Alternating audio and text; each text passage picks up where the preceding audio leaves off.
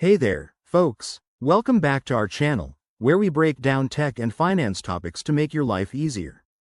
Today, we're tackling how to transfer money from Zelle to PNC Bank in 2025. If you're using Zelle for quick payments and need to move that cash into your PNC account, you're in the right place. This process is straightforward, but I'll walk you through it step by step to ensure you do it smoothly and securely. First things first, make sure you have everything set up. You'll need a Zelle account linked to your email or phone number, and a PNC Bank account that's active and verified. If you haven't already, download the Zelle app or access it through your bank's mobile app. It's free and takes just a few minutes. Let's dive into the steps. Step 1. Open your Zelle app and log in with your credentials. Once you're in, look for the Send or Transfer option. Here, you'll need to add your PNC Bank account as a recipient if it isn't already linked.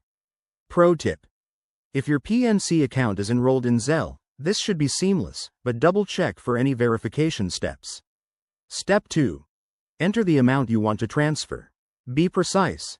Zelle allows transfers up to $500 per week for most users, but this can vary, so keep an eye on limits in 2025.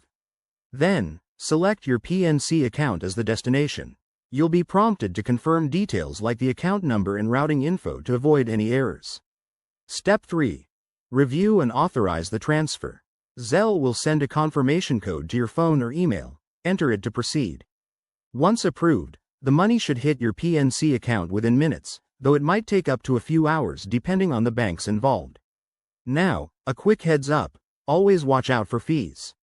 In 2025, some banks might charge for incoming transfers, so check with PNC first. Also, ensure your accounts are secure by using strong passwords and two-factor authentication to prevent any hiccups or security issues. There you have it. That's how you transfer money from Zelle to PNC Bank in 2025. It's a game changer for managing your finances on the go. If you found this helpful, give it a thumbs up, subscribe for more tips, and drop a comment if you have questions. Thanks for watching, and see you in the next video.